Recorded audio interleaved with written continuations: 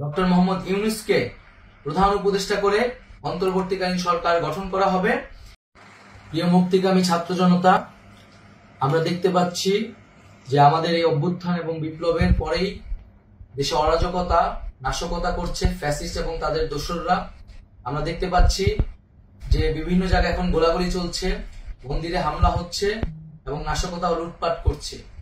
আমরা মনে করি আমাদের যে ছাত্র নাগরিকদের অভ্যুত্থান তাকে নস্যাৎ করার জন্যই পরিকল্পিতভাবে এই ধরনের ঘটনা ঘটানো হচ্ছে।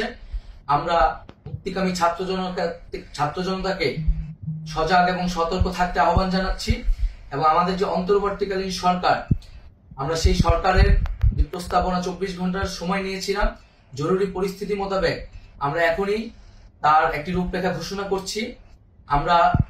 আমরা সিদ্ধান্ত নিয়েছি যে সর্বজন গ্রহণযোগ্য আন্তর্জাতিক খ্যাতিসম্পন্ন নোবেল পুরস্কার বিজয়ী ডক্টর মোহাম্মদ ইউনূসকে প্রধান উপদেষ্টা করে অন্তর্বর্তীকালীন সরকার গঠন করা হবে এবং ডক্টর মোহাম্মদ ইউনূসের সাথেও আমাদের কথা হয়েছে। তিনি ছাত্র জনতার আহ্বানে বাংলাদেশকে রক্ষা করতে এই গুরু দায়িত্ব নিতে সম্মত হয়েছে। আমরা সকালের মধ্যেই আমরা এই সরকার গঠনের প্রক্রিয়া দেখতে চাই।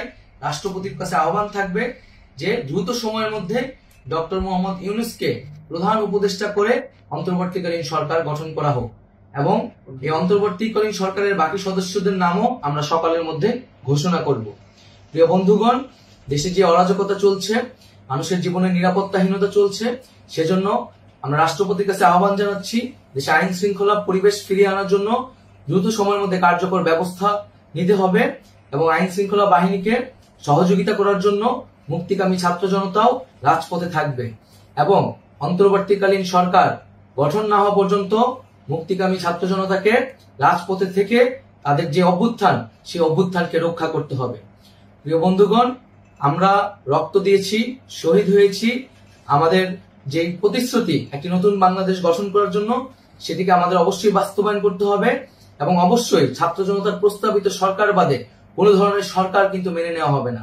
আমরা বলেছি কোনো ধরনের সেনা শাসিত সরকার অথবা সেনা সমর্থিত সরকার অথবা এই ফ্যাসিস্টদের দোসরদের কোনো বিটিম সরকার কিন্তু আমরা মেনে নিব না। কোনো গণবিরোধী সরকারকে মেনে নেওয়া হবে না।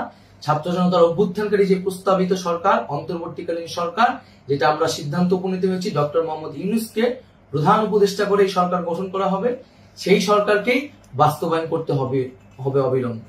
আগামীকাল সকাল থেকে সকলকে আহ্বান জানাচ্ছি রাজপথে থাকার জন্য এবং আমাদের যে সাম্প্রদায়িক সম্প্রীতি এবং রাষ্ট্রীয় সম্পদ রক্ষা কমিটির ঘোষণা হয়েছে বৈষম্যবিরোধী ছাত্র আন্দোলনের নেতৃত্বে, সকল পাড়ায় পাড়ায় এলাকায় এলাকায় সেই কমিটি পাহারায় থাকবে। আমাদের সংখ্যালঘু